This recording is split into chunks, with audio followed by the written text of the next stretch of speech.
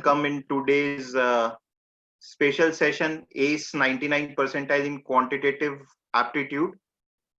We have Archit Soni with us today. Archit was 99.8 percentile in CAT and I think almost 100 percentile in the quant section. He was also associated with CLS faculty for quant for a couple of years. And right now he is in RBI, Reserve Bank of India. Now, there are few things that I will straight away ask the students not to do.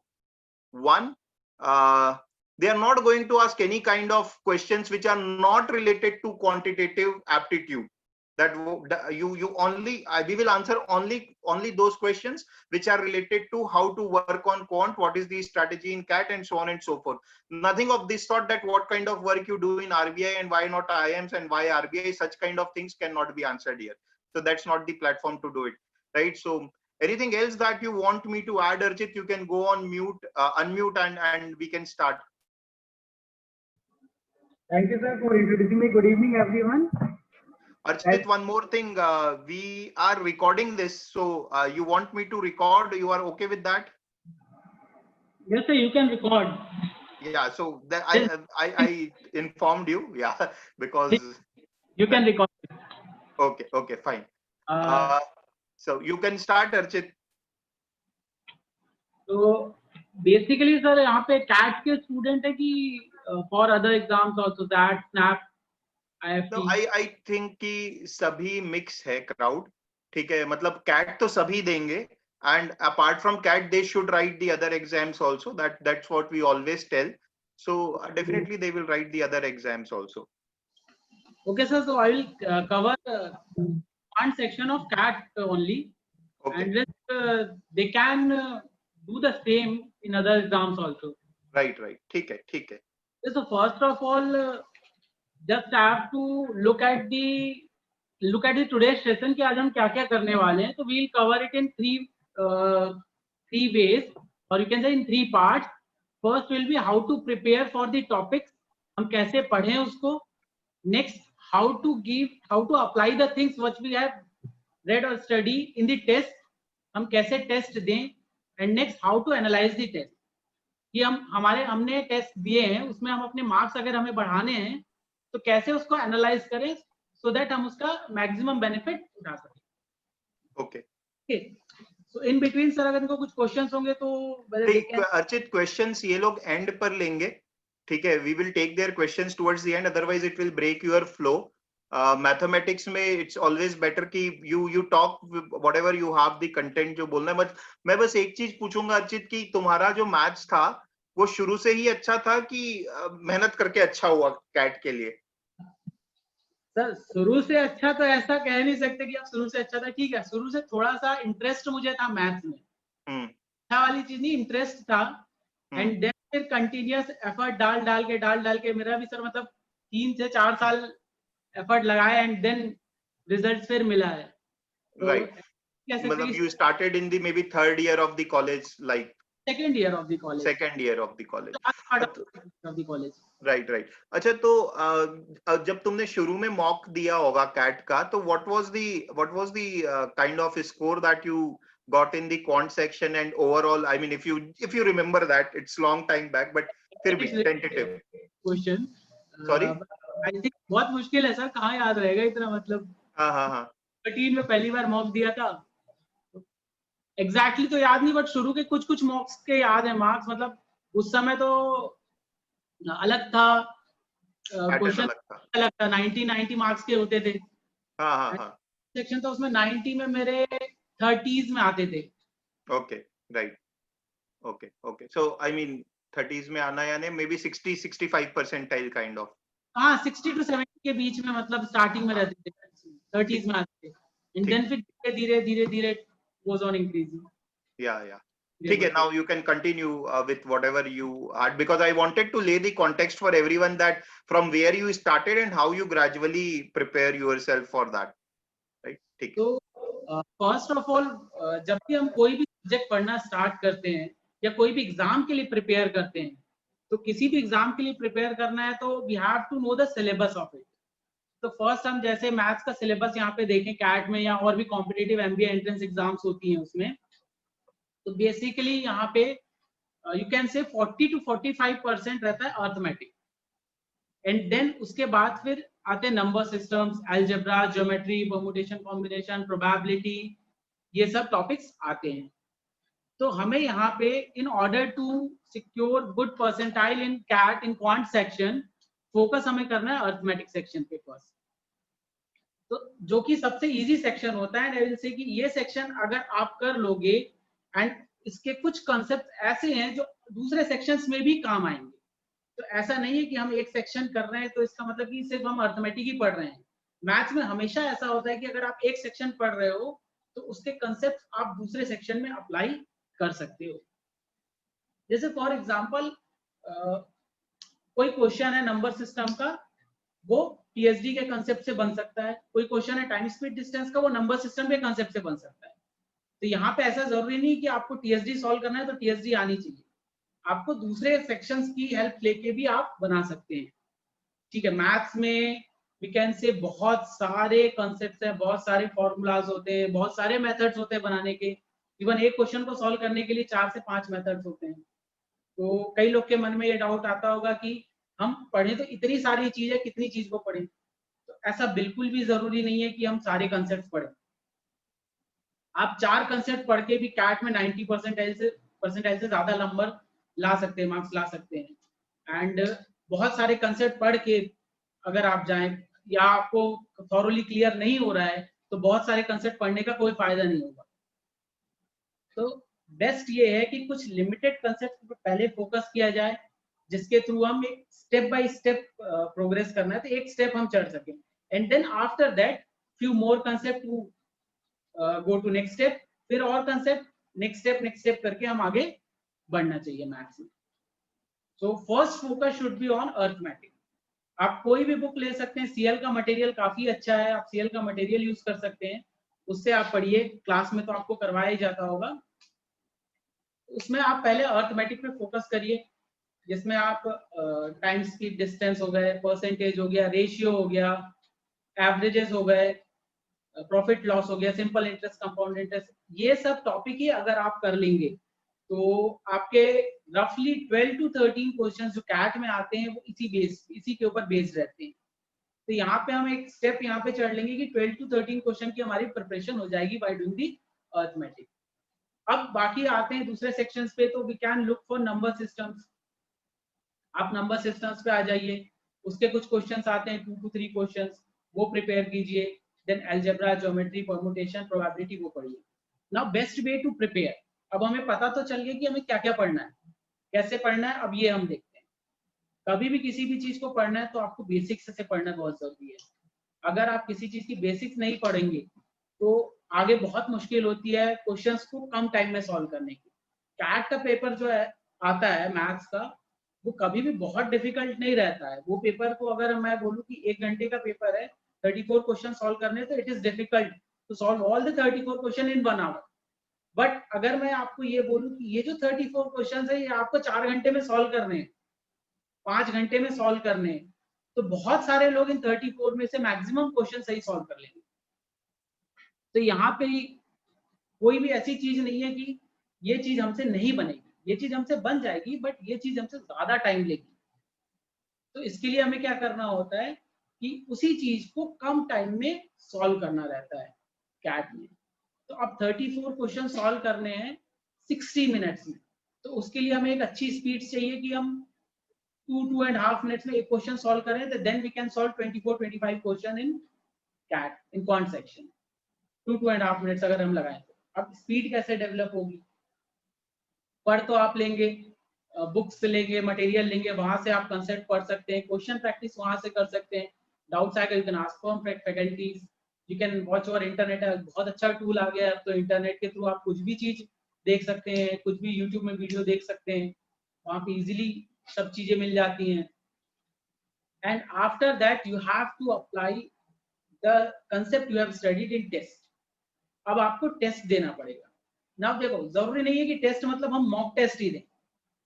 आप जो books में जो question रहते हैं उसका कुछ एक time limit अपने अकॉर्डिंगली सेट कर लीजिए। फॉर एग्जांपल 10 क्वेश्चन जैसे कोई एक्सरसाइज में है, तो जस्ट 10 क्वेश्चंस के लिए आप 20-25 मिनट्स कोई एक टाइम लिमिट सेट कर लीजिए and try to solve it in those 20 minutes. ठीक है, अगर जितने बनते हैं ठीक है, next time do for other 10 in 20 minutes. ऐसे अगर आप प्रैक्टिस करेंगे तो you can gain speed also. And for speed try to do oral calculations. Orally चीज अगर आप करना चालू करेंगे तो धीरे धीरे स्पीड आपकी इंक्रीज होती रहेगी क्वेश्चन सॉल्व करने में। कभी भी कुछ चीज होती है, हम जब भी लिख के सॉल्व करते हैं तो लिखने में जो टाइम लगता है तो माइंड हमारा ऐसा रिएक्ट करता है कि लिखने का जो टाइम है उसके अकॉर्डिंगली हमारा माइंड चलेगा। आप अगर ओरली उसी चीज को सोचें तो वो थोड़ा सा कंपैरेटिवली फास्टर है।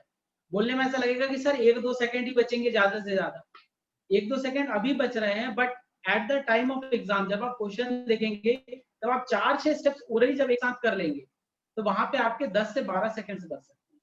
तो it's a good way to increase your speed in calculation और इन सॉल्विंग क्वेश्चंस। ठीक है, तो यहाँ से आप ऐसे पढ़ सकते हैं, ऐसे अपनी स्पीड बढ़ा सकते हैं। एंड देन अब जब आप टेस्ट देंगे, मॉक देंगे या आप छोटे छोटे टेस्ट जो देंगे, टेस्ट जिम दे सकते हैं, सेक्शनल टेस्ट दे सकते हो। ये सब टेस्ट कैसे देना है, मैक्सिमम लोगों का क्या होता है कि उन्हें कंसेप्ट सब आता है।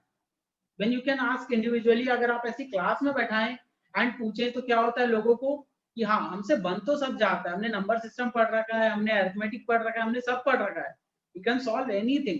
जो भी आप क्वेश्चन देंगे आप हमें समय दो, हम आपको बना के देंगे, ऐसे रहता है।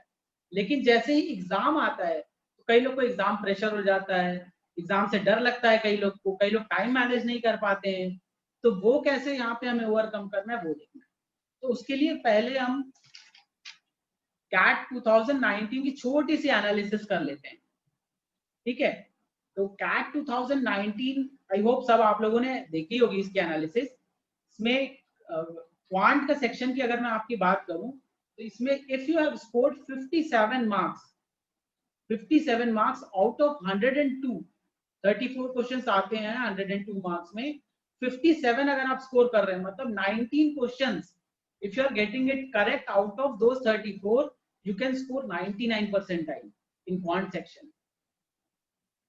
अगर चलो हम 99 की बात नहीं करते, हम थोड़ा और पीछे आते हैं। अगर आपको 95 परसेंटाइल स्कोर करना है तो सिर्फ 40 मार्क्स चाहिए, 14 क्वेश्चंस। 90 परसेंटाइल की बात करें तो you have to just do 10 questions correctly. 85 percentile के लिए 9 क्वेश्चंस करेक्ट। अगर मैं बात करूं कि 90 परसेंटाइल मुझे स्कोर करना है क्वांट सेक्शन में कैट के, तो मुझे सिर्फ 10 क्वेश्चन सही करने, 31 मार्क्स लाने, 10 क्वेश्चन सही करने। ठीक है, तो 10 क्वेश्चन सही करने 1 घंटे में, तो मेरे पास एक क्वेश्चन के लिए टाइम आ जाता है 6 मिनट। पहले क्या होता है, हम ये सोचते हैं कि एक क्वेश्चन 34 क्वेश्चन है, 60 मिनट है, 2 मिनट के अंदर एक क्वेश्चन सॉल्व करना है। But when we look according to this way, 90 percentile score करने की, एक क्वेश्चन सॉल्व करने के लिए हमारे पास 6 मिनट है, 6 मिनट्स होते हैं। तो ये जो 6 मिनट का टाइम है, ये आप आराम से कोई भी क्वेश्चन सॉल्व कर लोगे। अगर आप ये ना सोचो कि मुझे 2 मिनट में क्वेश्चन सॉल्व करना है, आप रिलैक्स माइंड से पेपर देंगे तो 6 मिनट में एक क्वेश्चन आराम से सॉल्व होता है। And there are some question जो काफी इजी होंगे, सारे क्वेश्चन टफ नहीं होते जो 6 मिनट ले। कुछ क्वेश्चन ऐसे होंगे जो 4 स्टेप में सॉल्व जाए तो आपके 2 से 3 मिनट ही लगेंगे उसमें। So in that way, you can easily solve 20 to 25 questions in CAT in quant sections in those allotted 60 minutes. Now अब देखो क्या होता है कि कई लोग स्ट्रैटेजी फॉर्म नहीं कर पाते कि हमें कैसे प्रोसीड करना है। पेपर देख के हम सोचते हैं कि पहला क्वेश्चन दिखा है एंड हम सीधे बोले कि नहीं, फर्स्ट ही क्वेश्चन दिखा, फर्स्ट ही सॉल्व करना है, then second, then third, then fourth, ऐसे प्रोसीड करते जाते हैं। क्या पता फर्स्ट क्वेश्चन टफेस्ट है। हम जैसे पेपर दे रहे हैं, फर्स्ट क्वेश्चन सॉल्व करने का हमने सोचा एंड वी फाइंड कि फर्स्ट क्वेश्चन तो बहुत ज्यादा टफेस्ट निकला। अब क्या हुआ, हम सॉल्व कर रहे हैं उसको, 60 मिनट का टाइम था, फर्स्ट क्वेश्चन पे पहुंचे, आफ्टर सम टाइम 54 मिनट्स बचा फर्स्ट क्वेश्चन में ही है, एंड यू थिंक अरे यार अब तो बन ही गया है and we should invest more time on it, थोड़ा टाइम और दे देते हैं, 2 मिनट 3 मिनट का, तो ये क्वेश्चन बन जाएगा, तो एक क्वेश्चन हमारा हो जाएगा और ये 6 मिनट जो हमारे गए वो बर्बाद नहीं होंगे, वो वेस्ट नहीं होंगे। तो हम क्या करते हैं, उसको और थोड़ा टाइम दे देते हैं। तो आफ्टर 13-14 मिनट्स हम एक क्वेश्चन को टाइम दे चुके हैं, देन वी रियलाइज कि अरे क्वेश्चन तो हमसे बनेगा ही नहीं। तो हम क्या करते हैं, फिर नेक्स्ट क्वेश्चन पे जाते हैं। नेक्स्ट कौन सा क्वेश्चन था, क्वेश्चन नंबर 2। चलो क्वेश्चन नंबर 2 बन गया। Again question number 3 tough question आ गया। दैट इज द केस जो हो सकता है, ऐसा जरूरी नहीं कि टफ हो क्वेश्चन 1 या 3, ऐसा हो सकता है। तो अब क्वेश्चन नंबर 3 अगेन टफ आ गया। आपने फिर उसमें 11 मिनट दे दिए, वो नहीं बना। फर्स्ट क्वेश्चन में 13 मिनट दिए, दूसरे में 11 मिनट दिया, आपके 24 मिनट यहाँ पे आए, वेस्ट हो गए, क्योंकि क्वेश्चन हमने देखे ही नहीं थे पहले कि कौन कौन से आए हैं। And when you left 3 minutes, आप पहुंचे हो क्वेश्चन नंबर 13 में, एंड देन यू रियलाइज 13, 14, 15 आप देख रहे हो तो ये बहुत इजी निकल रहे हैं। एंड देन क्या होता है, आप 4 क्वेश्चन और सॉल्व कर पाते हो, टाइम अप हो जाता है। एंड तब लगता है कि अरे यार मैंने तो मतलब 17 क्वेश्चन ही देखे हैं, बाकी के 17 क्वेश्चन तो मैं देख ही नहीं पाया। तो यहाँ पे क्या होता है कि हम क्वेश्चन पेपर को देखते साथ ही सॉल्व करने लगते हैं। तो सबसे पहले क्या करना चाहिए, एक आपको एक मिनट रुकना।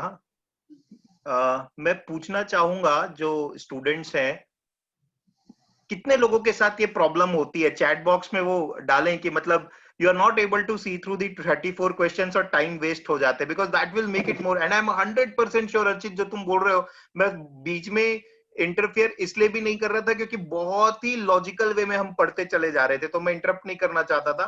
बट यहाँ पर आई एम श्योर, अभी मैं तुम्हें बताऊंगा, स्टूडेंट्स के रिप्लाई आ रहे हैं। पुनिका गुप्ता के साथ ऐसा हो रहा है, अनमोल बोलती एग्जैक्टली ऐसा ही होता है।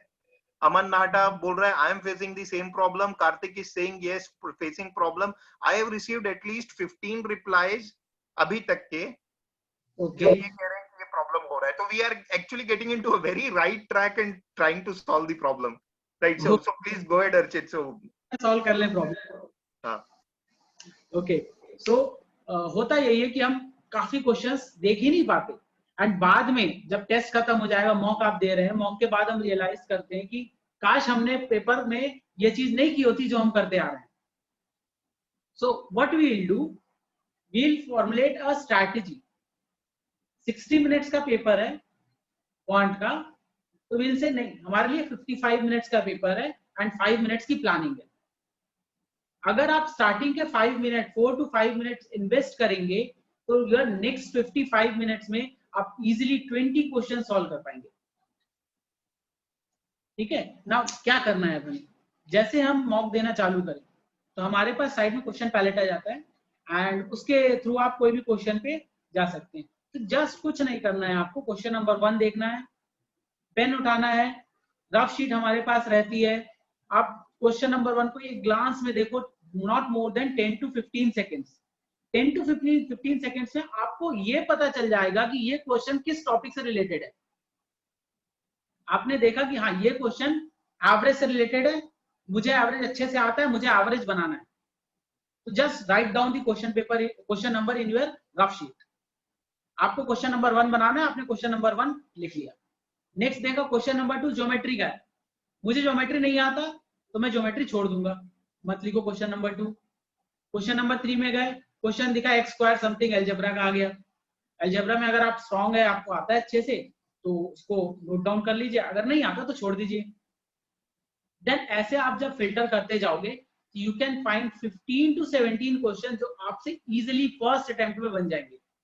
अर्थमेटिक के हो, नंबर सिस्टम्स के हो, अलजेब्रा के हो, जो आपका स्ट्रांग है आप उसके अकॉर्डिंग, अपने अकॉर्डिंग वो क्वेश्चन नंबर नोट कर लीजिए, एंड देन फिर वो क्वेश्चन आप सॉल्व करना स्टार्ट करिए।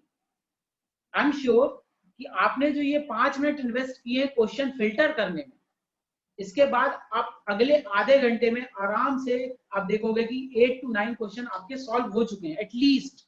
इससे ज्यादा भी सॉल्व हो सकते हैं, हो सकता है आपको आगे दिख जाए कि क्वेश्चन नंबर 18, 19, 20 तो बहुत इजी है, ये एक एक मिनट में बन जाएंगे। तो आप क्वेश्चन नंबर 18, 19, 20 पहले बना लो। जब हमारे पास सॉल्व क्वेश्चन के नंबर हम देखेंगे साइड में पैलेट में, जब दिखता है कि यू हैव सॉल्व, ग्रीन हो जाता है ना जो सॉल्व करते हैं, तो अब वहां पे आपको दिखेगा 12, 13 दिखेगा बाय द टाइम 20 मिनट बचे हैं, तब आपको कॉन्फिडेंस अलग रहेगा। अभी आप जैसे करते हैं कि 17 क्वेश्चन तक तो हम देख रहे हैं at the end of 60 minute, तो जब 40 पे रहते हैं तो 3 या 4 दिखता है, तो अगेन एक पैनिक सिचुएशन रहती है कि नहीं अब हमें जल्दी जल्दी बनाना है। तो क्या होता है, जो कई बार जो आता हुआ टॉपिक रहता है वो उसमें हम गलती कर देते हैं। तो इसलिए इंपॉर्टेंट ये है कि हम पहले प्लानिंग कर ले for the first 5 minutes and then जो नेक्स्ट 55 मिनट्स है उसमें हमें कौन कौन से क्वेश्चन सॉल्व करने हैं वो देखना है। कई बार ऐसा भी हो सकता है कि आपने जो 19-18 क्वेश्चन सिलेक्ट किए सॉल्व करने के, वो सॉल्व करने के बाद आपके पास 12 से 13 मिनट बच जाए। तो अगर आपके पास ऐसा होता है तो then go on for the remaining questions. Easily आप यहाँ पे काफी ज्यादा क्वेश्चन सॉल्व कर सकते हैं।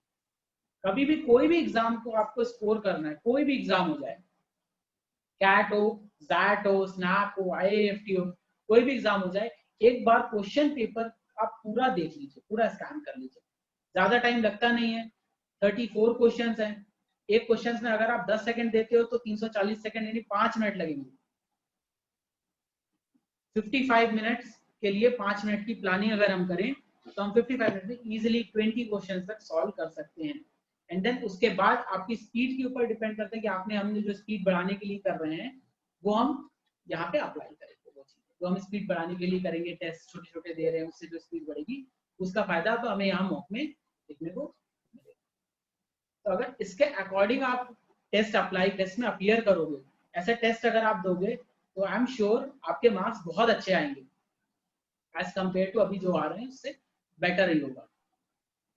ठीक है, नेक्स्ट कम्स की अब हम क्या करते हैं कई बार। मैं यहाँ पर थोड़ा सा अभी तक जो तुमने बोला है, I will just try to summarize, right? See, usually what happens is in my sessions I ask questions and people answer it, but because we decided कि ये इतना अच्छा flow में चल रहा है तो I was not, मैं ज्यादा क्वेश्चन नहीं पूछ रहा हूँ, बस मैं समराइज कर देता हूँ। दो चीजें हमने डिस्कस की है। एक preparation part, first preparation part में वी नीड टू सी कि कहाँ से ज्यादा क्वेश्चन आते हैं, अरिथमेटिक से आते हैं। तो इफ यू कैन अंडरस्टैंड कि कहाँ से क्वेश्चन ज्यादा आते हैं प्लस आपका स्ट्रेंथ क्या है, दोनों चीजें, अगर ये दोनों चीजें काम कर ले हम, तो we will be prepared with at least 18 to 20 questions जो 34 में से आएंगे, वो आपके अरिथमेटिक या आपके स्ट्रेंथ वाले टॉपिक से होंगे। फिर जब हम टेस्ट देने बैठेंगे तो first 5 to 6 minute we will invest on finding those questions that are from our topic, our strength on which we have worked, और उनको सॉल्व करने की कोशिश करें। 18 to 20 में I'm 100% sure 13-14 तो बन ही जाएगा, which will be kind of 95 percentile at least, and if all things go well तो 99 भी आ जाएगा। ठीक है, right? So Archit, can we move now? What you were saying? Yeah. Okay sir. So अब देखो क्या हो गया, हमने पढ़ाई कर ली, हमने अपनी स्पीड बढ़ा ली, हमने ये जान लिया कि अब हमें मॉक्स कैसे देने हैं, टेस्ट कैसे देना है। अब हम टेस्ट देते हैं, उसके बाद जनरली लोग क्या करते हैं कि कोई भी टेस्ट देते हैं, कोई भी एनी टेस्ट, छोटा टेस्ट दो, सेक्शनल टेस्ट दो, टॉपिक टेस्ट दो, या पूरा फुल लेंथ मॉक दो। उसके बाद क्या होता है, हम उसको छोड़ देते हैं, नंबर देखते हैं and then we just leave it.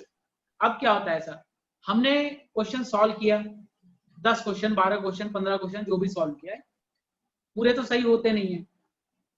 पूरे सही हो रहे थे इट्स वेरी गुड, पूरे सही नहीं हुए, जैसे मान लो 15 क्वेश्चन मैंने सॉल्व करे, मेरे 8 सही हुए, 7 गलत हो गए, एंड देन 19 क्वेश्चन मैंने सॉल्व नहीं करे ना। अब हमें ये रियलाइज करना है कि भाई 15 में से मेरे 7-8 ही सही हुए हैं, 7 जो गलत हुए वो तो मुझे देखने ही देखने हैं, लेकिन जो बाकी के 19 क्वेश्चन जो मैं छोड़ दिया था, जो मैं देख ही नहीं पाया था, उसको भी मुझे देखने हैं कि वो कैसे बनेंगे और मैं उसमें कैसे अटेम्प्ट कर सकता हूँ, मुझे क्या स्ट्रेटेजी अपनाऊं कि ये क्वेश्चन जल्दी बन जाए। ठीक है, तो आपको जितने भी टेस्ट होंगे, जो भी टॉपिक टेस्ट दे रहे हो, सेक्शनल टेस्ट दे रहे हो या फुल लेंथ मॉक दे रहे हो, उसके सारे क्वेश्चंस आपको सॉल्व करने हैं, 34 क्वेश्चंस पूरे सॉल्व करने हैं। ठीक है, आपको कोई टॉपिक टफ लगता है आप उसको छोड़ सकते हैं इफ यू वांट, बट जो टॉपिक इजी, जैसे अर्थमेटिक हो गया इजी है, नंबर सिस्टम्स हो गए, ये सब के क्वेश्चंस आप इजीली बना सकते हैं। एंड ये सारे क्वेश्चंस, ये सारे टॉपिक्स ही होते हैं जो कैट के क्वांट सेक्शन में स्कोर आपका लेके आएंगे। ज्योमेट्री एंड अलजेब्रा थोड़े से टफ होते हैं कंपैरेटिवली, बट वहां पे भी देखा जाए तो कुछ क्वेश्चन सिंपल लॉजिक लगा के सब्स्टिट्यूशन मेथड से आप इजीली बना सकते हो। ठीक है, तो यहाँ पे आपको एनालिसिस में ये करना है कि सारे क्वेश्चंस आपको सॉल्व करने होंगे, जितने भी मॉक में आए हैं, टेस्ट हुए हैं, सेक्शनल टेस्ट दिए हैं, ऑल दी क्वेश्चंस। ठीक है, एंड नेक्स्ट यहाँ पे क्या होता है, कई बार हमें देखना होता है कि कई क्वेश्चंस ऐसे होंगे जो आपको दूसरे कुछ लॉजिक से बन जाते हैं, दूसरे टॉपिक से बन जाते हैं, तो आपको वो भी देखना है एनालिसिस में कि हाँ ये क्वेश्चन, सपोज एक क्वेश्चन है अरिथमेटिक का, वो नंबर सिस्टम के कंसेप्ट से बन सकता है, या कोई क्वेश्चन है अलजेब्रा का, वो नंबर सिस्टम के कंसेप्ट से बन सकता है, या ज्योमेट्री का क्वेश्चन है उसमें हम टाइम स्पीड डिस्टेंस का कुछ लगा के बना सकते हैं, ठीक है। तो ये आपको चेक करना होगा एनालिसिस में कि कौन से क्वेश्चंस को हम किस अलग मेथड से सॉल्व कर सकते हैं, ताकि एग्जाम में ये क्वेश्चन आए तो हम क्या मेथड लगाएं तो सॉल्व कर लें। एंड क्या होता है कैट में या कोई भी कॉम्पिटिटिव एग्जाम में कुछ पर्टिकुलर सेट्स ऑफ क्वेश्चंस रहते हैं, कुछ पर्टिकुलर कैटेगरी ऑफ क्वेश्चंस रहते हैं जो आते ही आते हैं। जैसे टाइम स्पीड डिस्टेंस के कुछ 7 या 8 या 10 वैरायटी के क्वेश्चन है, उनमें से ही कुछ आएगा। तो अगर आप मॉक देते रहेंगे continuously, you will cover all the varieties of the question, and जब आप कैट देने जाएंगे फाइनली, देन आप देखेंगे कि हाँ इस टाइप का क्वेश्चन तो मैंने बनाया था, हाँ सिर्फ थोड़े से डिजिट्स नंबर्स चेंज हो जाते हैं एंड वो क्वेश्चन सेम ही रहता है ऑलमोस्ट, ठीक है। तो वो क्वेश्चन भी आपको देखना है मॉक में कि किस टाइप के क्वेश्चंस रिपीट हो रहे हैं। तो जैसे आपने पहला मॉक दिया, आपने देखा टीएसडी के 3 वैरायटी के क्वेश्चन है, सेकंड मॉक दिया टीएसडी के 4 अलग वैरायटी के क्वेश्चन है, थर्ड मॉक दिया यहाँ 2 अलग वैरायटी के क्वेश्चन है, अब फोर्थ मॉक दे रहे हैं तो वहां पे पता चल रहा है कि फर्स्ट और सेकंड मॉक में जो क्वेश्चन आए थे सेम वैरायटी का क्वेश्चन अब दिख रहा है, थोड़े से डिजिट्स या नंबर्स चेंज कर दिया है उसने। तो ऐसे क्वेश्चंस को आपको आइडेंटिफाई करना है कि ऐसे क्वेश्चंस को आप कैसे सॉल्व करेंगे। ये कुछ पर्टिकुलर क्वेश्चंस रहते हैं जो हमेशा रिपीट होते ही होते हैं, सेम पैटर्न के क्वेश्चंस होंगे वो रिपीट होंगे ही होंगे। कुछ क्वेश्चंस नए रहते हैं, एकदम अलग रहते हैं, ठीक है, बट कुछ क्वेश्चंस ऐसे हैं जो हमेशा एक ही पैटर्न में रिपीट होंगे। तो अगर आप ये जान ले कि कौन से क्वेश्चंस हैं जो एक ही पैटर्न में आते हैं, अर्थमेटिक के काफी क्वेश्चंस हैं जो एक ही पैटर्न में आते हैं, ज्योमेट्री के कुछ क्वेश्चंस होंगे जो एक ही पैटर्न में आएंगे, अलजेब्रा के कुछ क्वेश्चन है जो एक ही पैटर्न में आएंगे, तो आप उन क्वेश्चंस को आइडेंटिफाई कर लो। तो हम जो पढ़ रहे थे, हमने अर्थमेटिक पढ़ लिया, नंबर सिस्टम पढ़ लिया, suppose we are strong at arithmetic and number system. अब हमें क्या करना है, ज्योमेट्री के हमने 4 क्वेश्चन ऐसे आइडेंटिफाई कर लिए कि 4 या 6 वैरायटी के, जो इनमें से एक ना एक या 2 क्वेश्चन आएंगे ही आएंगे। तो सपोज हम एग्जाम देने जा रहे हैं, 13 क्वेश्चन अर्थमेटिक के आ गए, 4 नंबर सिस्टम के आ गए, 2 ज्योमेट्री के वो आ गए जो हमने देखे थे, तो हमारे 19 क्वेश्चन तो यहीं पे बन जाएंगे। एंड बाकी रेस्ट टॉपिक में भी ऐसे ही चीजें फॉलो होती है। तो जब कभी भी हम एनालाइज करें तो हमें कुछ चीजों को ध्यान में रखना है। फर्स्ट, पूरा पेपर सॉल्व करना है एनालिसिस के टाइम पे, जो क्वेश्चन बन गए उसको भी आप सॉल्व करिए, उसको देखिए कि आपने जैसे बनाया क्या हम इसको और इजी वे में बना सकते थे, क्या हम इसमें 4 मिनट दिया हमने इस क्वेश्चन को, वहां पे टाइम लिखा रहता है कि आपने कितना टाइम दिया उस क्वेश्चन को जब एनालिसिस करोगे। तो जब आप एनालिसिस करोगे तो देखना है कि 4 मिनट से कम समय में मैं इस क्वेश्चन को बना सकता था क्या दूसरे कोई मेथड से। अगर आप उसको दूसरे मेथड से बना सकते थे 2 मिनट में, तो आपके 2 मिनट वहां पे नेक्स्ट एग्जाम के लिए बच जाएंगे। तो यहाँ पे आपको पूरे क्वेश्चन सॉल्व करने हैं, ये देखने की किस किस वैरायटी के क्वेश्चन है जो रिपीट होते जा रहे हैं, ये देखने की कौन से क्वेश्चन में दूसरे उसका लॉजिक हम लगा सकते हैं, दूसरे टॉपिक का लॉजिक हम लगा सकते हैं। एंड लास्ट देखना है कि कौन से ऐसे क्वेश्चन थे जिनको हमने बनाने में ज्यादा टाइम खर्च किया एज कंपेयर टू अभी हम सॉल्व कर रहे हैं तो कम टाइम में हो जा रहा है।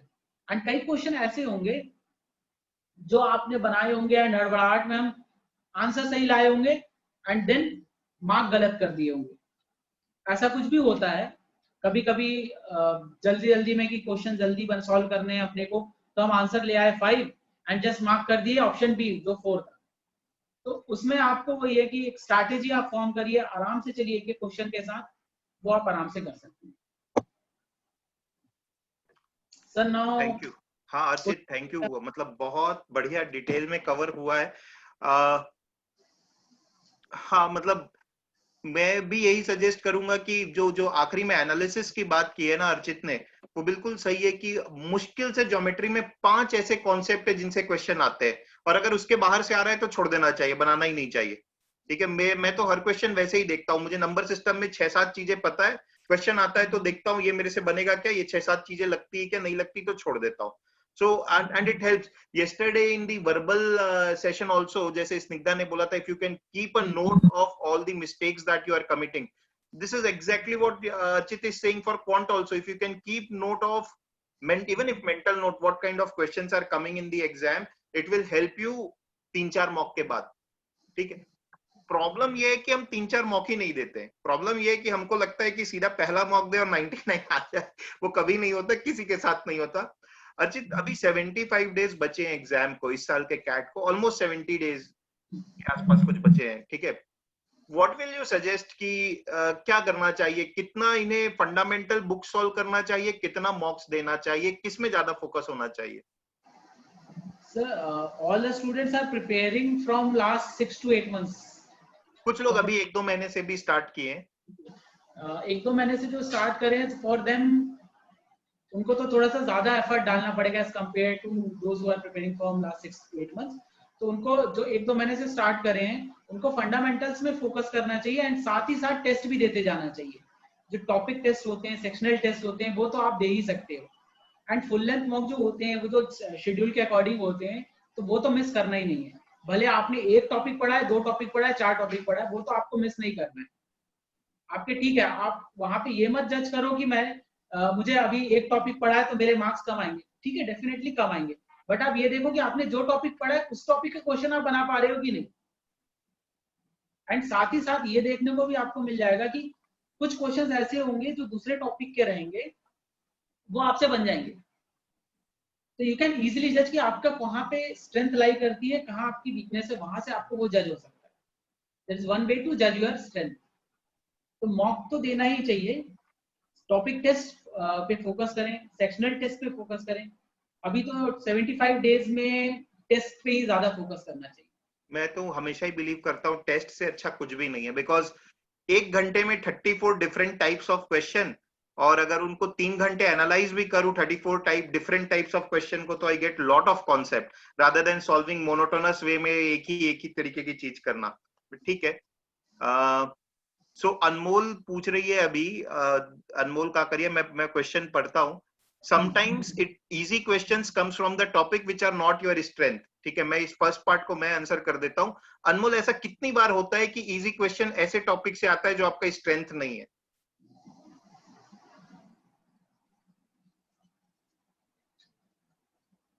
मतलब 10 में से 2 बार भी आता है, even then it make sense कि जो चीज हम डिस्कस कर रहे हैं कि पहले ये तो आइडेंटिफाई करें हमारे स्ट्रेंथ क्या है। और कई बार ऐसा भी होता है फॉर दैट मैटर कि मेरा स्ट्रेंथ है टाइम स्पीड डिस्टेंस, बट उससे खतरनाक क्वेश्चन आ गया है, तो इट मेक सेंस कि मैं छोड़ दूं। मुझे शादी थोड़ी ना करना है टाइम स्पीड डिस्टेंस से ही।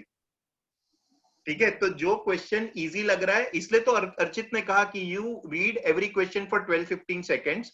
पढ़ोगे तो अपने आप ही समझ में आ जाएगा, भले ये मेरे स्ट्रेंथ वाले टॉपिक का नहीं है बट इजी है। इजी है तो बनाओ। ठीक है, तो हमें तो बस ये करना है कि कैसे भी 18-20 क्वेश्चन सॉल्व करना है, वो भले किसी भी टॉपिक से हो।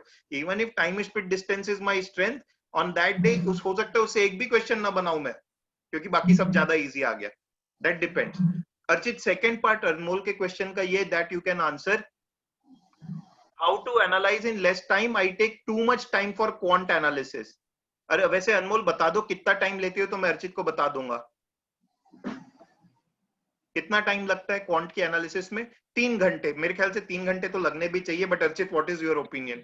लगते ही है, 2 से 3 घंटे तो लग ही जाएंगे। एटलीस्ट 2 आवर्स तो बिल्कुल लगने ही चाहिए। अगर आप अच्छे से एनालाइज करो तो 2 आवर्स फॉर क्वांट सेक्शन होता ही है।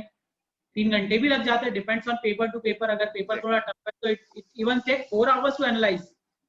समटाइम मुझे याद है, मुझे भी कभी कभी 4 घंटे लगते थे एक सेम एनालाइज करने में पेपर, है ना। तो 2 से 3 घंटे तो आपको लगेंगे, उसमें कोई ऐसा नहीं है कि 3 घंटे बहुत ज्यादा लग रहे हैं। ठीक है, कम टाइम में एनालाइज करना है तो फिर वही है कि आप जो क्वेश्चंस बना चुके हैं उसको छोड़ के पहले उन क्वेश्चंस को एनालिसिस कर लो जो आपने अटेम्प्ट नहीं करे थे। एंड देन बट ये ऐसी चीज है कि इस पे मेरे ख्याल से सेक्रीफाइस करना ही नहीं चाहिए। भले 4 क्वेश्चन ना फंडा बुक से कम बना लो, बट एनालिसिस में तो सेक्रीफाइस करना ही नहीं चाहिए। जितना टाइम लग रहा है लगने दो, करना क्या है आखिरकार। This is your preparation, this is the best preparation. ठीक है, एक्चुअली एनालिसिस से आपको जितना नॉलेज मिलेगा वो आपको कोई क्लास में या कहीं क्वेश्चन सॉल्व करने में नहीं मिलेगा। Exactly. Analysis is a very good part, इसको आपको करना ही चाहिए। यही स्कोरिंग होता है, यहीं से तो अपने मार्क्स बढ़ेंगे। अब मैं ना एक चीज और ऐड करना चाहूंगा। अरिथमेटिक जो रहता है ना टॉपिक, आप सिम्बायोसिस का एग्जाम देंगे, नार्सी मोंजी का एग्जाम देंगे, आईआईएफटी का एग्जाम देंगे, तो इनमें majority of the questions arithmetic के आते हैं। कैट में तो 40-45% आते हैं, बट इन एग्जाम्स में तो टू द एक्सटेंट 60-70% आते हैं। आईएएफटी में 80% यही आएंगे। एग्जैक्टली, और मिनिमम 60% तो आपको हर एग्जाम में दिखेगा। प्लस डीआई में जो फायदा होता है वो अलग। डीआई तो पूरा ही अरिथमेटिक बेस्ड है, रेशियो एंड परसेंटेज बेस्ड है। Ratio, percentage, average. या, so this is something that you all should focus on. Meanwhile आपके जो और क्वेश्चंस है, इफ अर्चित और मिस कुछ किया हो और आपको पूछना है तो आप बिल्कुल पूछिए, you can ask your questions. Archit, बहुत सारे लोगों के साथ ना ऐसा भी होता है कि दे प्रिपेयर, मतलब वो बहुत मेहनत करते हैं बट उनके मार्क्स जाकर के रुक जाते हैं या बढ़ते नहीं है, तो ऐसे मतलब व्हाट डू यू थिंक कि क्या प्रॉब्लम होती होगी? मतलब मुझे, can you give your opinion कि वो बुक बना लिए, बोलते हैं मैंने अरिथमेटिक की बुक बना ली फिर भी नहीं मेरे से हो रहा है। सर डिपेंड करता है स्टूडेंट टू स्टूडेंट, वो कैसे पढ़ाई को अपने आगे ले जा रहे हैं। राइट। कई ऐसे होते हैं कि क्लास में सॉल्व कर लेते हैं एंड एग्जाम में स्कोर नहीं कर पाते। तो सर उसमें ये होता है कि उनको कहीं ना कहीं एग्जाम फोबिया है, वो डर रहे हैं क्वेश्चन सॉल्व करने में, या ये इस चीज से डर रहे हैं कि हमारे गलत ना हो जाए हम जो क्वेश्चन सॉल्व कर रहे हैं, एक वो चीज हो सकती है। तो सर डर को दूर करने के लिए तो सिंपल सी चीज है कि आप ये सोच के चलो कि मुझे 10 क्वेश्चन ही बनाने हैं 1 घंटे में।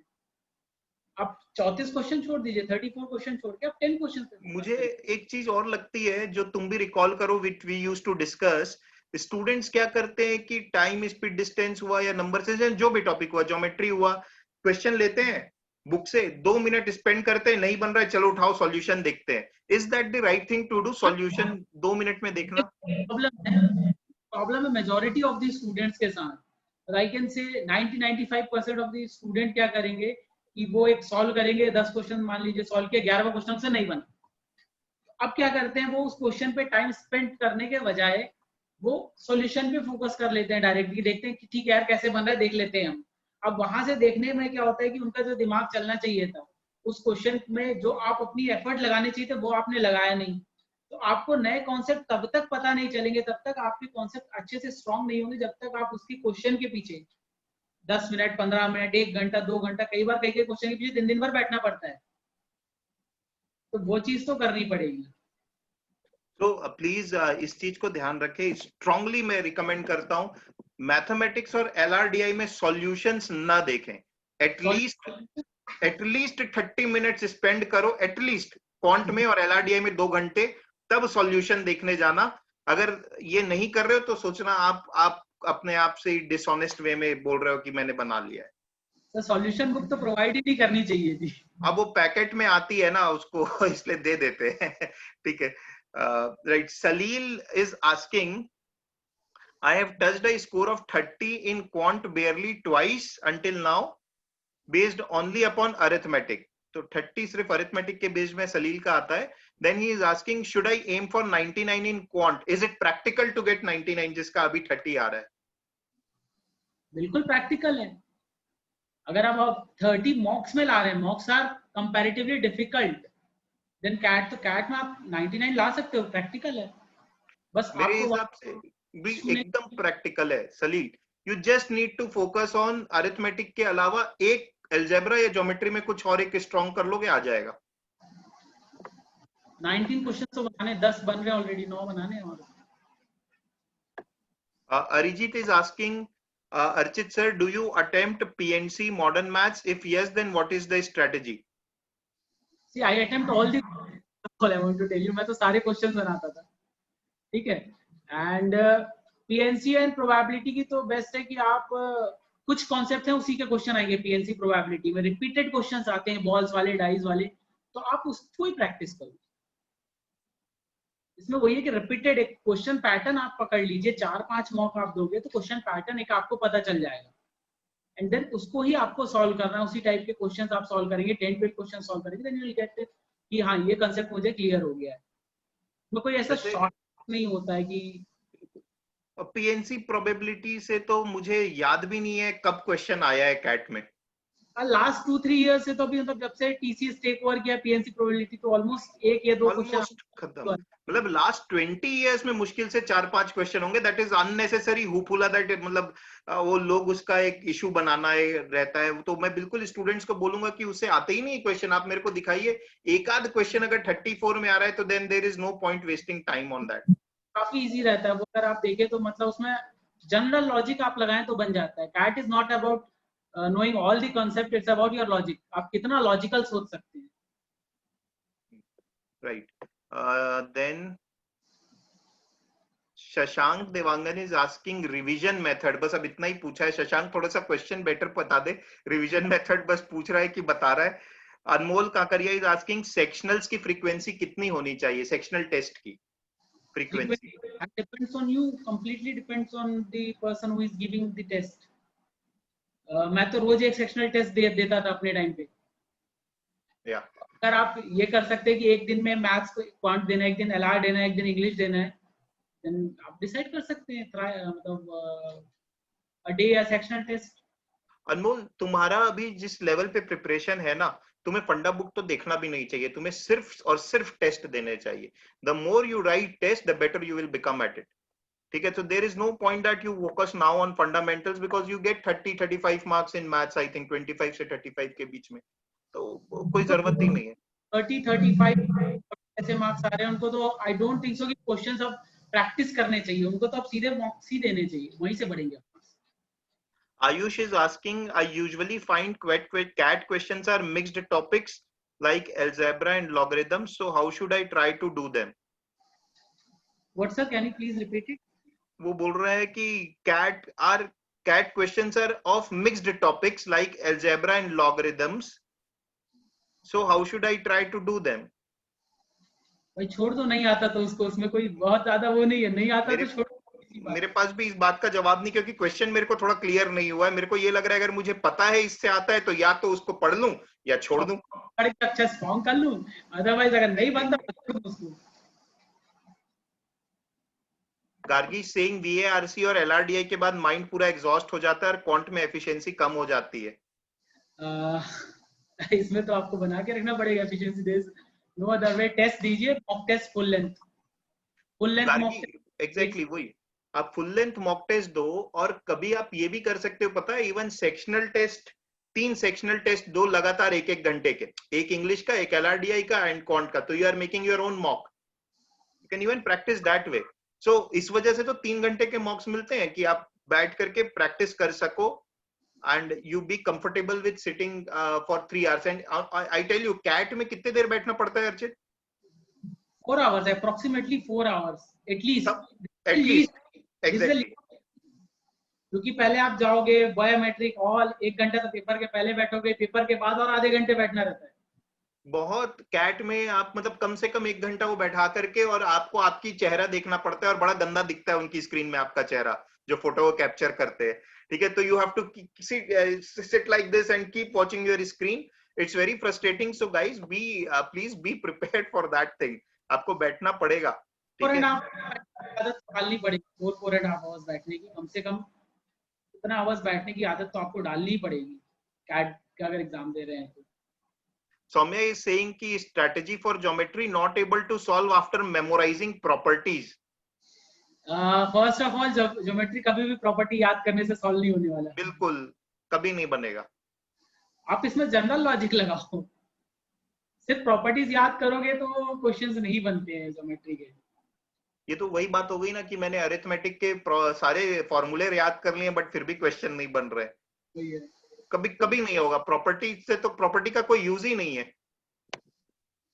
कैट के 90% ऑफ द क्वेश्चंस में प्रॉपर्टी फॉर्मूलेस कुछ नहीं लगते हैं, आप जनरल लॉजिक से लगाओ बन जाते हैं। Ayush Agarwal is asking, do we need to practice question on clocks, calendars, escalators, etc.? So what does that etc. means? I don't know, but ये 3 का बता देते हैं। Clock, calendars and escalators. Escalator तो करना ही है, एस्केलेटर तो time speed distance का पार्ट है, वो तो अच्छा है, उसमें तो आते हैं questions. Clock calendar I don't think so ये क्वेश्चन आया होगा पिछले 4-5 साल में, कभी नहीं आता, ये तो याद नहीं है। नहीं आता, वो कभी नहीं आता सकते हो कोई मतलब ऐसा कुछ वो है नहीं ना IIFT, NMAT ऐसे वाले एग्जाम्स में आ जाता है, बट वो बहुत सिंपल होता है, मतलब ऑड डेज वगैरह का कॉन्सेप्ट। आई डोंट थिंक उसमें मतलब 2 घंटे ज्यादा लगेगा उस टॉपिक को करने। राइट।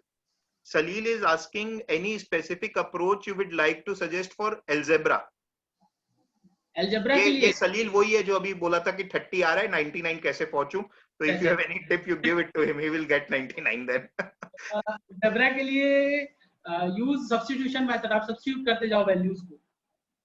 अलजेब्रा के I will say 5 to 6 question अगर आ रहे हैं तो 3 क्वेश्चन तो मेरे x = 0, x = 1, x = -1 रखने से बनेंगे। राइट, क्वेश्चन आते हैं उसमें वैसे कर लो। मैं असलील आपको एक 3-4 चीजें मैं भी ऐड करके बता देता हूँ। अर्चित ने जो बोला सब्स्टिट्यूट करना वैल्यू, जहां भी एक्स वाई दिखा उधर 0 1 कुछ तो डाल करके करना है, वो एक सीखें। दूसरा, लॉग अच्छे से कर लो, लॉग से कम 2 क्वेश्चन कैट में आता है, मिनिमम 1-2 एवरेज में आता ही है, ठीक है। सो लॉग अच्छे से करना है। इनइक्वालिटीज अच्छे से कर लो, इनइक्वालिटीज से क्वेश्चन आते हैं और इनइक्वालिटीज के क्वेश्चन में कुछ नहीं करना होता है। जो इनइक्वालिटी दी उसमें x की वैल्यू 0 डाल के देखो क्या हो रहा है, y की वैल्यू 1 डाल के देखो, कुछ ऐसा करके देखो, आंसर आ जाएगा। तो इनइक्वालिटी करना है, लॉग करना है। फंक्शंस के क्वेश्चन, एक ना एक फंक्शन का क्वेश्चन आएगा ही आएगा। फंक्शन के क्वेश्चन सिर्फ 2 तरीके से बन सकते हैं और कोई तरीका नहीं है। 2 तरीका ये है कि या तो जो वैल्यू f0 f1 की कुछ वैल्यू दी होती है वो मैं डालते रहूं 2-3 इक्वेशन बनेंगे, इक्वेशन सॉल्व कर लूं। एक वो होता है फंक्शन बनाने का तरीका। दूसरा फंक्शन बनाने का तरीका ये होता है कि सारी वैल्यूज डालते रहो, 5-6 वैल्यूज के बाद एक साइकिल दिखने लग जाएगी।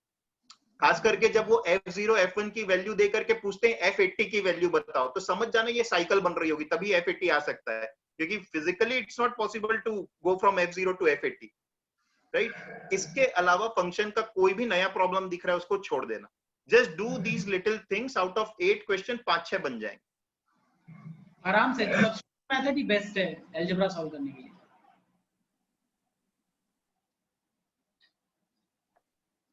सेक्शनल स्कोर्स, सौम्या बोल रही सेक्शनल स्कोर्स जो है वो 20 मार्क्स के आसपास आते हैं। So at this time I need to learn more concept, or it would be better to improve the score through mocks? वही है, कौन से टॉपिक्स में आ रहे हैं 20 नंबर ये?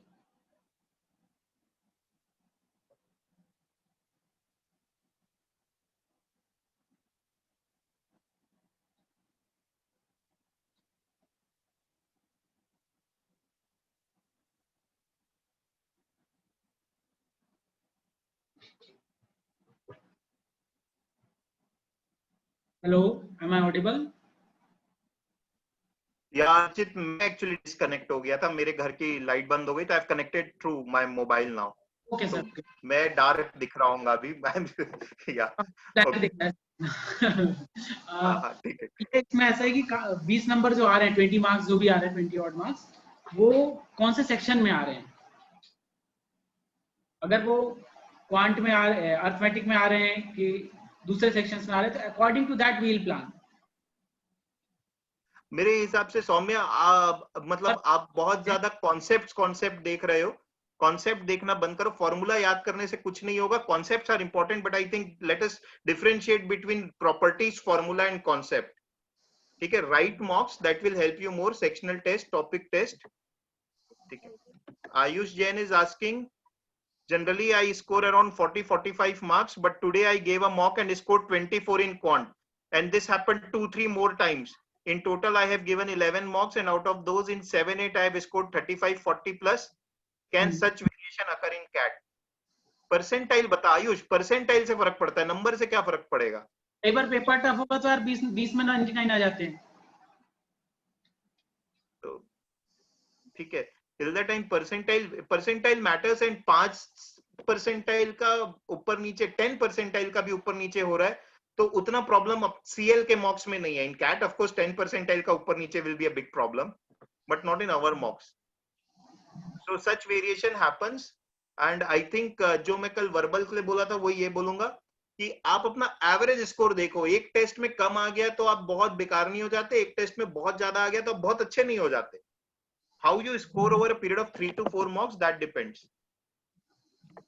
Aman Nata is asking Archit, how can I take my score from 30s to 60s? 30s to 60s again वही है कि कौन से टॉपिक में भी आ रहे हैं, कौन से टॉपिक पे फोकस करना है। अगर आपको अलजेब्रा में, नंबर सिस्टम में, इनमें फोकस करना है तो try to use options and try to use x = 1 0 -1। आप ये करके देखो। आप जो मैंने शुरू में बताया था 5 मिनट्स एक स्ट्रैटेजी फॉर्मुलेट करो, 55 मिनट्स उसको अप्लाई करो, डेफिनेटली मार्क्स बढ़ेंगे। Yeah. Okay. Vansh is asking, does the weightage of quant is same in CAT and ZAT? Vansh, almost same है CAT and ZAT में। नहीं, CAT में ज्यादा है। अगर LRDI और quant को एक साथ क्लब करूँ तो ZAT is more verbal and logic oriented. ठीक है, मतलब जैट का एग्जाम ज्यादा डिफिकल्ट होगा कैट के मुकाबले अगर हम लैंग्वेज और एनालिटिकल स्किल्स में कमजोर हैं तो। ठीक, अनमोल इज आस्किंग सर रिवीजन के लिए सेम क्वेश्चन फिर से करें कि न्यू क्वेश्चंस करते रहें? सेम क्वेश्चंस करने से रिवीजन क्या होगा? मैथ्स में क्वेश्चन आपने सॉल्व कर लिया है तो दूसरे बार तो आपसे बनेगा ही बनेगा। एंड रिवीजन में क्वेश्चन सॉल्व करना इज नॉट अ थिंग जो आपको करना चाहिए। रिवीजन तो सिर्फ मॉक देके ही होगा। अगर आपको लगता है मॉक दिया आपने, कुछ क्वेश्चन आपसे नहीं बन रहा है, तो जस्ट गो फॉर इट कि देखो ये क्वेश्चन कैसे बनता है, इसके पीछे क्या कंसेप्ट था। सर रिवीजन के लिए कोई क्वेश्चन सॉल्व करने की जरूरत नहीं है, मॉक दो, टेस्ट दो, टॉपिक टेस्ट, सेक्शनल टेस्ट, जो आपको लगता है। Right, so Saumya is saying कि उस सौम्या का जो 20 मार्क्स के आसपास आता था वो अरिथमेटिक के बेसिस में आ रहा है। ओके, सो वही अगेन सेम थिंग मैंने अभी बताया, जो 30 मार्क्स जिसके आ रहे थे, 20 आपके अरिथमेटिक में आ रहे हैं, तो लुक फॉर अदर टॉपिक्स। आप दूसरे टॉपिक्स के क्वेश्चंस को उठा के देखो, मॉक में उसको क्वेश्चंस बनाओ। डरो मत, क्वेश्चन बनाने से गलत होगा ना, ज्यादा से ज्यादा मॉक में ही होगा गलत, कैट में नहीं हो रहा है अभी। कैट में आप जाके एक्सपेरिमेंट नहीं कर सकते, तो इसलिए मॉक में एक्सपेरिमेंट करना है। मॉक में दूसरे कोई टॉपिक्स देखो, कौन से क्वेश्चंस ऐसे थे जो हम x = 1 रख के बना लें, कौन से क्वेश्चन ऐसे थे जो हम ऑप्शन यूज करके बना लें। तो आपको ये देखना, ये आइडेंटिफाई करो, आपके मार्क्स बढ़ जाएंगे। Right, and last is Ayush Jain again, जो बोल रहा था कि मार्क्स वेरी हो रहे हैं, परसेंटाइल इज अराउंड 90-95। बिल्कुल चिंता की बात नहीं है, 5 परसेंटाइल 10 परसेंटाइल ऊपर नीचे तो होता है फ्लक्चुएट मार्क्स में। 95 इज गुड परसेंटाइल। बिल्कुल अभी बिल्कुल, कोई डाउट ही नहीं है। आप मतलब आने वाले 2 महीने में काफी अच्छा बढ़ा सकते हो, 90-95 अभी आ रहा है। कोई बात नहीं आयुष, कई बार 80 में ड्रॉप होता है, कोई दिक्कत नहीं, वो एक दो सिली मिस्टेक्स की वजह से ही होता है। 90 और 80 में सिर्फ सिली मिस्टेक्स का वो है, ठीक है ना, कॉन्सेप्ट का प्रॉब्लम नहीं है। ठीक है, so Archit, that's we are done with all the questions we have taken, and guys, if you have any message for Archit, please put it on the chat box. I will pass it on to him. Really Archit, thank you so much, और बहुत ही बढ़िया, एकदम constructive और logical वे में you have approached that what we need to do. Yeah, so Anmol is saying thank you. Others, if you have any message. Mansi is saying thank you. Soumitra is saying very genuine. Thank you, Bhaiya. Muhammad Danish is thank you. Everything is relatable. Learned a lot. Where I am lagging. Great. Vansh, thank you. बोल रहा है आयुष, या आयुष जैन। अच्छा आयुष जैन, ये वो thank you sir from one of your x students. वो आयुष जैन वो है निपुण जैन, आयुष जैन वाला। हाँ हाँ हाँ, के लिए आता था ना। हाँ हाँ, ये IPM वाला बैच, वो तो he is good in maths anyways. उसको तो अच्छा था maths at that time. Yeah. So Shashank is saying thank you. Pradeep is saying Archit sir approach is great. Aditi session was very valuable. Yeah. So a lot of people are sharing their thank you messages. Archit, I really thank you for being here and giving your 1 hour almost, and really people are saying that it was very structured in a way, and yeah, as compared to, so you know, in verbal it's very difficult to give a structure to what to study. LRDI it is bit difficult to give a structure, so that way yeah, definitely students benefited a lot out of it, I'm sure. Yeah, so that is it Archit, and that is it everybody. Tomorrow again we meet for the LRDI. Ratul will be taking that, and yeah, so you can join using the same link as today. Okay, yeah. So thanks Archit for giving me this opportunity कि student से interact कर सकूं एक बार फिर इतने साल के बाद। अरे बार बार आ सकते, कोई प्रॉब्लम नहीं, we love you being here among the students. Yeah, okay, bye. Okay sir, bye.